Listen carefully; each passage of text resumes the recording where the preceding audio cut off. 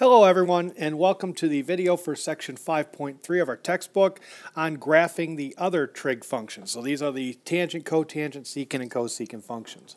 Our skill objectives for this video. Number 1, determine the domain and range of the other trig functions. Number 2, graph basic tangent, cotangent, secant, and cosecant functions. Number 3, determine the period of all trig functions. And number 4, graph translated tangent, cotangent, secant, and cosecant functions. So some of our conceptual objectives for this one: relate domain restrictions to vertical asymptotes. Number 2, understand the pattern vertical asymptotes follow. And number 3, understand the relationship between cosine and secant, the cosine and secant functions and the sine and cosecant functions. On this slide, I've graphed out both the basic tangent function, where if y equals tangent x, and also I did do the negative to really illustrate the behavior of these things. Now we can look at the graph, and the first thing you should notice is that the domain, or the range, as you would recall from before, the range on this function is from negative infinity to infinity. And you can see that with just even one piece. One piece of the tangent function, that arrow tells it continues down in that direction, and this arrow up here tells us that that continues up. So in this case, the range is going to be from negative infinity to infinity. The domain is a little bit different because of the fact that we do have vertical asymptotes, and because these functions are repetitive, they're periodic, there is an infinite number of vertical asymptotes. So in this case, the domain here is going to be all reals except the odd multiples of pi. You notice here that we have a vertical asymptote of pi over 2. That is going to be pi. This would be 3 pi over 2.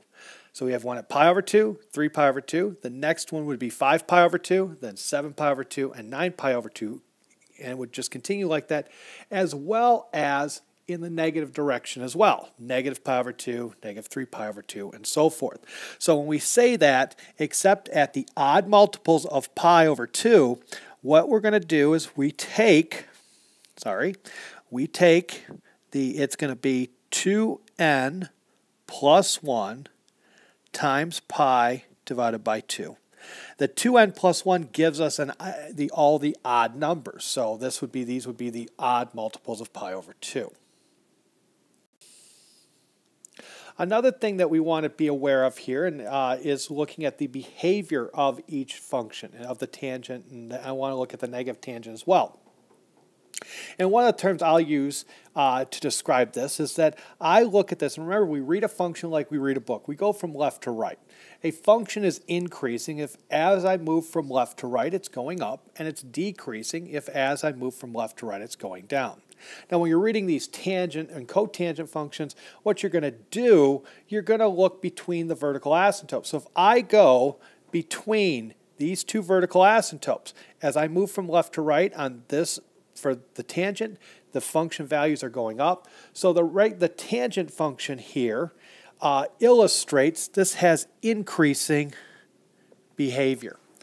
The negative tangent, if you look at between the vertical asymptote, as I move from negative pi over 2 to pi over 2, this function, this negative tangent is decreasing. It's going down, so it's decreasing. So I would say this one has decreasing behavior. Another thing I would like to add in about the tangent function as well, in terms of its period. The period of a tangent function is going to be, the distance is just going to be between two vertical asymptotes. So in this case, the basic period of the tangent function, very different from the sine and cosine function as we've been working with, the basic period of the tangent function is pi units, not the 2 pi. It is equal to pi.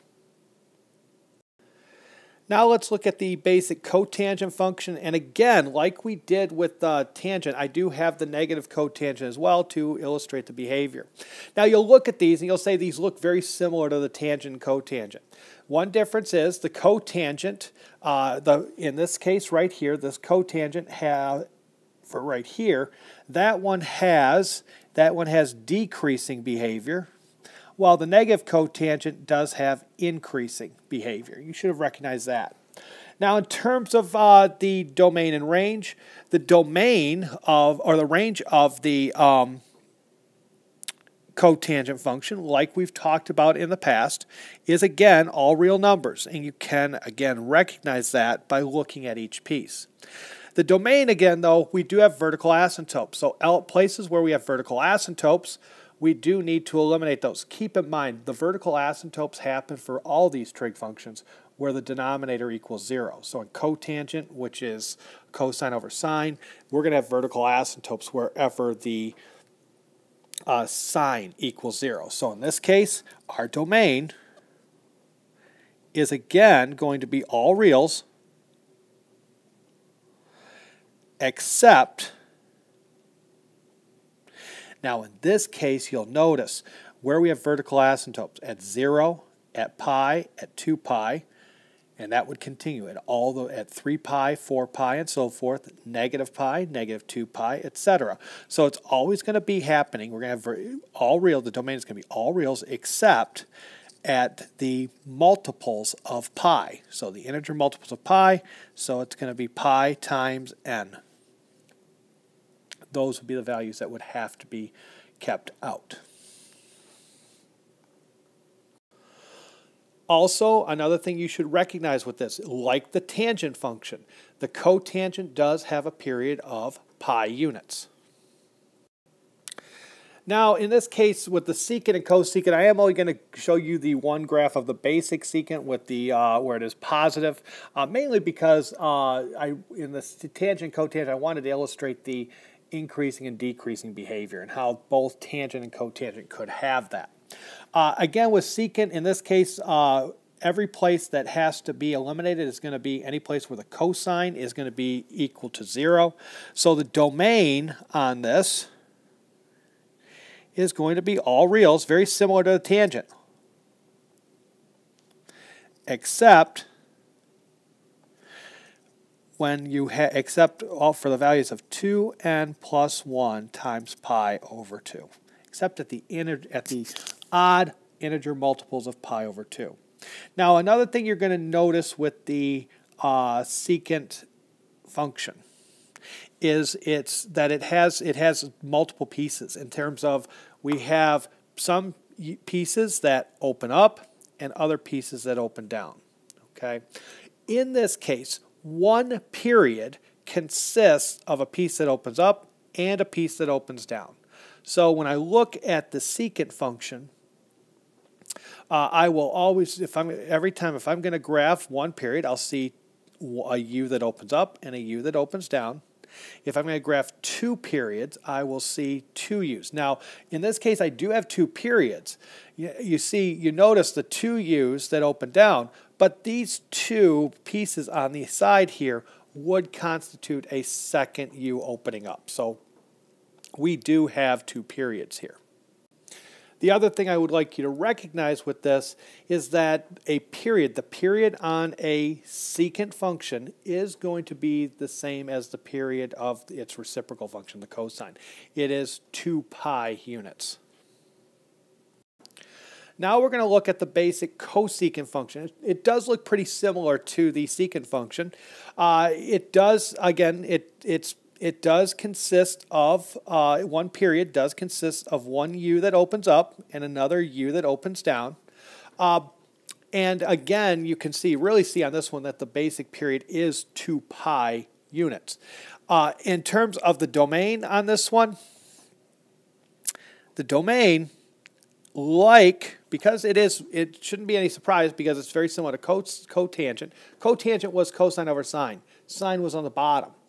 Cosecant is 1 over sine. Again, sine is on the bottom. So the domain here is going to be every value of x. Any value works in, it's going to be all real numbers, except the places where the sine function is going to be equal to 0, which happens to be at the integer multiples of pi. Pi, 2 pi, 3 pi, 4 pi, negative 2 pi, and so forth. So it's going to be all reals, except at n times pi.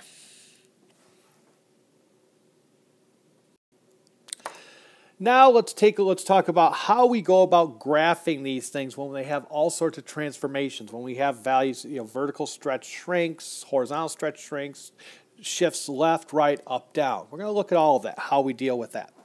The way I want you to deal with the tangent and cotangent.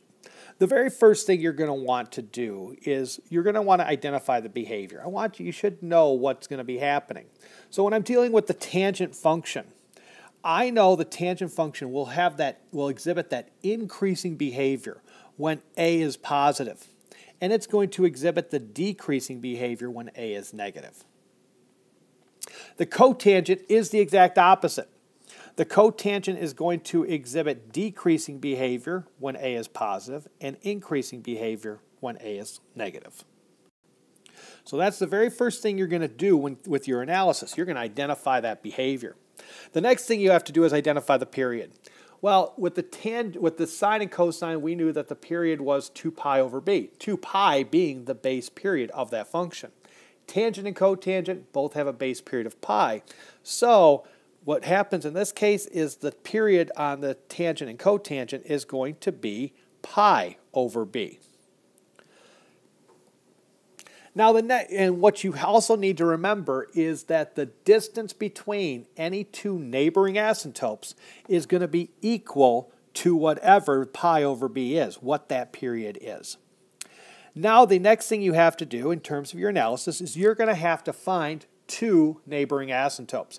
Now, this is where it gets a little bit different. It's different for both functions here. In this case, with the tangent, when I want to find my neighboring asymptotes, I'm going to take two equations and I'm going to solve them for x. I'm taking whatever is in the in this spot, the bx plus c. Now keep in mind, this does not mean to make sure that it's always addition there. Whatever is inside the tangent. So if it was 7x plus 5, I'd let 7x plus 5 equal the negative pi over 2 and 7x plus 5 equal pi over 2. If it's 2x minus pi, then I'm going to have 2x minus pi equals the negative pi over 2 and 2x minus pi equals pi over 2. What you're going to do, take what's inside of the tangent function and let that equal negative pi over 2 and pi over 2, and you solve it for x. Now, why do we choose the negative pi over 2 and pi over 2? Well, if you look back at the graph of the basic tangent function, these were the two vertical asymptotes that were closest to 0. So that's the ones we're going to use. We can find additional vertical asymptotes by taking each answer and adding or subtracting what we got for the period there. With the cotangent, it's different. Cotangent, if you look back on the basic graph of the cotangent function, one of the vertical asymptotes was the y-axis. So I'm going to let what's inside the cotangent function equal 0. And then I'll let another one we can do, and what is typically done, I'm going to let what's inside that cotangent function equal pi. And again, I'm going to solve for x. At this point, I can go through and I can get a fairly decent sketch of my tangent or cotangent function. Now we don't have the vertical shift in, but what I can do is I can now sketch my vertical asymptotes. So I can put those in. I can identify multiple vertical asymptotes by adding or subtracting the period from the ones that we know. And the other thing is, once I have the vertical asymptotes placed, I can then identify a couple other points that can help us get a decent sketch of this function. And we'll show you that in the example. Once I get those points, then the last thing I would do is apply, if necessary, the vertical shift that might be there. If there is no vertical shift, I'll be done. If there is a vertical shift, I would then need to apply that transformation. Let's take a look at this example. I want to go through, and this is an example for one of the problems in the book. I'm being asked to sketch the graph of y equals tangent of x plus pi over 4, and they're telling me to sketch it covering the values from negative pi to pi. Okay, so I want to make sure. So I have my graph set up, and you'll notice down here, I do have my graph set up. There's pi and there's negative pi. I did go a little bit longer just because that can help me out a little bit in terms of my sketch, but right now I am in pretty good shape in terms of my getting this sketch ready. Now the next thing we have to do, we want to identify, go through our analysis. The first thing we do is check for the behavior. I look at this one here, I notice that the number that's in front of my tangent function, since I don't see one, I can assume it's a positive one. And so since it is positive and we're dealing with a tangent, we have the increasing behavior. The period in this case, again, I don't see a number in front of the x, and so I would say that the period here, that b is 1, and so the period is going to be pi units. Now I want to identify my vertical asymptotes, my two neighboring vertical asymptotes. In this case, I have an x plus pi over 4, so I'm going to let that equal negative pi over 2. So to solve that for x, I subtract pi over 4 from both sides, and when I get a common denominator, I get that x is negative 3 pi over 4. So I know I have a vertical asymptote at negative 3 pi over 4, and you'll notice I have this in my graph. There's negative pi, and it's broken up. So negative 3 pi over 4 is going to be right there. So I'm going to put that vertical asymptote in right now.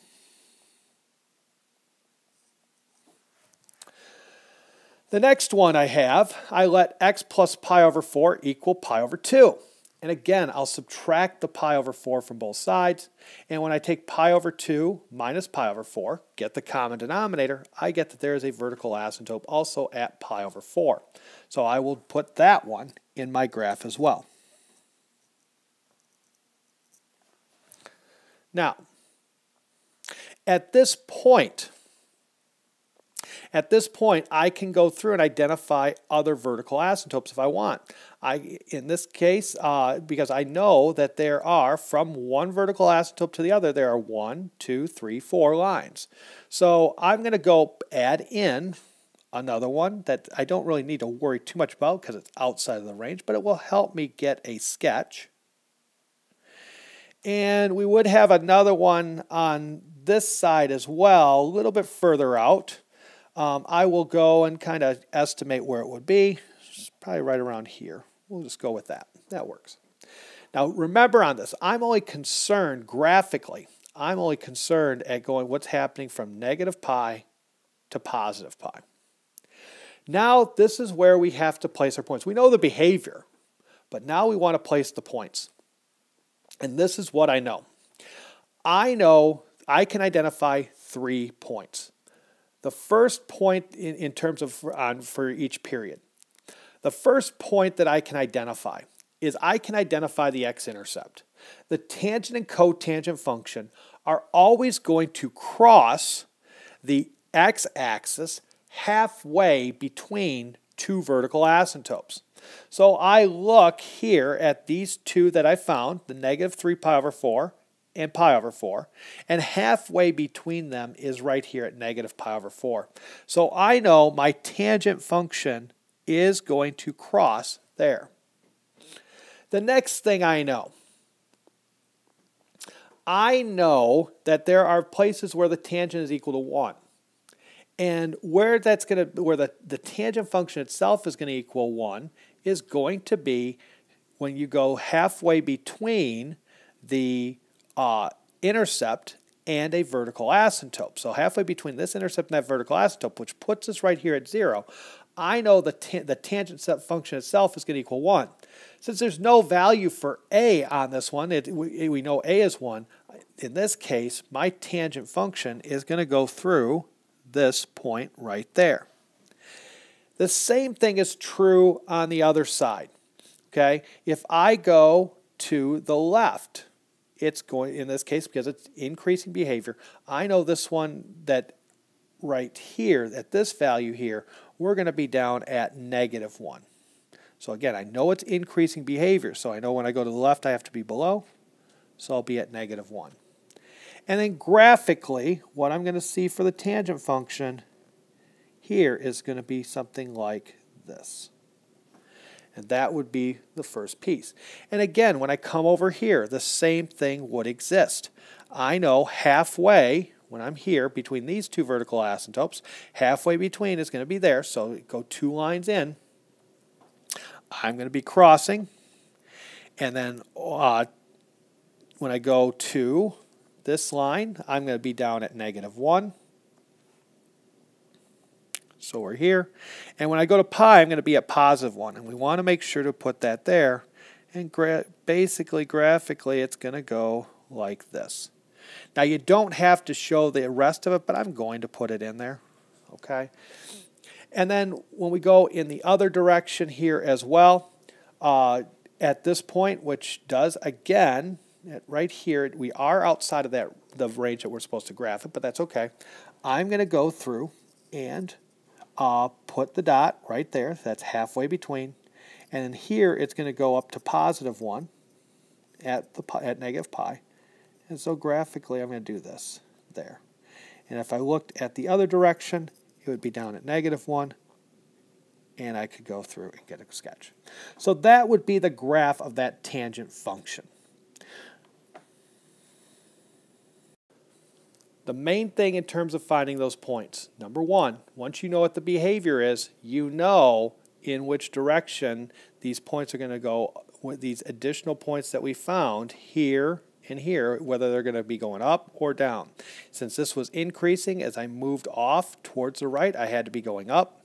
And so that one was going to be up at +1, and this would be at -1. Also, please remember, and this is very important as well, in terms of graphing these things, the tangent function is going to cross that x-axis. When we graph this, the tangent function is going to cross the x-axis halfway between those vertical asymptotes. Now, once you apply, if there is a vertical shift, once you apply it, that will no longer be the case. But in terms of your initial graph of the tangent function, we graph that tangent function out, and we'll apply that vertical shift afterwards if necessary. Now let's talk about graphing the secant and cosecant function. So when I'm looking at the secant and cosecant, I have, the general secant is going to be a secant bx plus c plus that d. That d again is that vertical shift. An a cosecant of bx plus c, and that d again is a vertical shift. The first thing you need to do, and it's what's really key on this, remember what I said in class. If you can graph a sine or cosine function, you can sketch a secant or cosecant function. And the reason for that is because when we graph these, the very first thing you're going to do is you're going to identify and sketch a guide function that we're going to use. And that guide function is, if you're graphing a secant, it's going to be a cosine of bx plus c. And if you're graphing a cosecant, it's going to be a sine of bx plus c. Once you have that guide function, you are able to place the vertical asymptotes. And those vertical asymptotes are going to be any place where the guide function crosses the x-axis. So that once I have the guide function graphed, the very next thing, remember I said it was just basically 2 more steps. The first step after graphing that you have to do is do those vertical asymptotes. So every place you see the guide function crossing the x-axis, you're going to go through and put a vertical asymptote. The next thing you have to do is draw in those U shapes between the vertical asymptotes. Now the U is going to open up when the guide function is positive. So when the guide function is greater than 0, I know that's going to be a U that opens up. The U is going to open down if the guide function is less than 0. Okay? Now the other thing you have with that, when you graph that guide function, you are going to see there's going to be high points and low points. Your secant or cosecant function is going to come down. That U is going to touch the guide function at its high points or low points. Okay? And then the last thing, once you have that set, then you're going to apply whatever vertical shifts you have. In this case, we're going to graph y equals 1/2 cosecant of pi over 3 times x minus 1. And I'm going to graph this. They're asking me to graph this from -6 to 6. In this case, because I'm asked to graph a cosecant, my guide function is going to be 1/2 sine of pi over 3 times x. So all I did is replace the cosecant with sine. Again, not worrying about that vertical shift yet. Now I have to do my full analysis as usual with this. So in this case, the amplitude is 1/2. The period is 2 pi over 3. which will be 2 pi over 1 times 3 over pi, which reduces to 6. Also in this case, there is no phase shift, and there is no, or the primary axis is going to be 0, y equals 0. Now, what you see here in this graph, you see the guide function. I have sketched that guide function from -6 to 6, what I needed to see on that thing. I know that first period is going to start at my phase shift, which is 0, and it's going to end at, when I take the initial point, 0 plus 6, so I get 6. Now I notice here how I broke it up into 4 pieces. So I had that, I cut it in half and then half again, and same thing on the other side. Now that I have my guide function there, remember what I said is that you are able to now place the vertical asymptotes. So I know every place that there is an x-intercept for the guide function, I'm going to have a vertical asymptote. So one of the places I'm going to have it is at 6. I'll have another one at 3, which is going to be right here. Okay. The y-axis happens to be a vertical asymptote. And then at -3, I have one. And at -6, I have one. And now what I want to do is I want to go and sketch the U's that open up or down. So let's take a look at, we'll start from here on this one.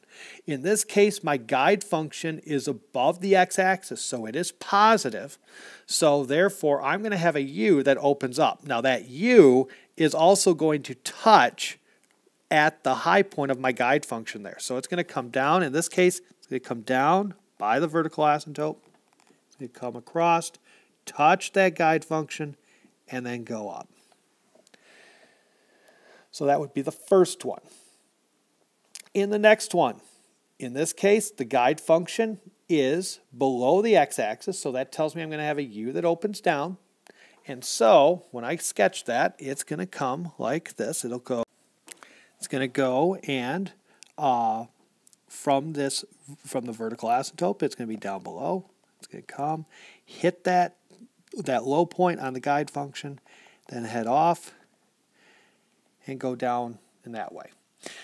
In terms of the next piece, my guide function is above the x-axis, and so it's going to be, I'm going to have a U that opens up. So in this case, my secant function is going to do this, come down, and then go up. And in the last piece, it's going to come down like this and go in that direction there. Now, the last thing we have to do is we need to apply the vertical asymptotes, or the vertical shift that we have. In this case, we're shifting everything down 1. So I'm going to set this up. I'm going to draw this. I'm going to scale it so that each line on the y-axis represents a half.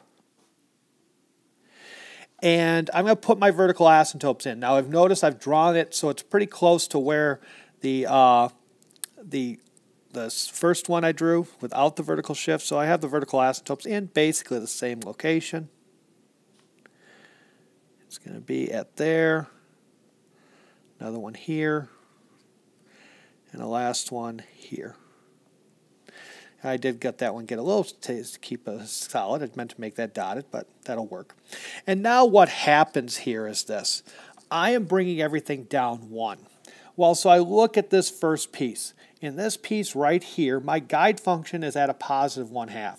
It's a U that opens up, and I'm going to bring it down 1. So that means when I go down 1, I'm going to be at -1/2. So my secant function at that point is going to be at -1/2. Be at -1/2, and it's going to go and open up like that. In terms of the second piece here, second piece opens down, and it's at -1/2 already, so I'm going to go down 1.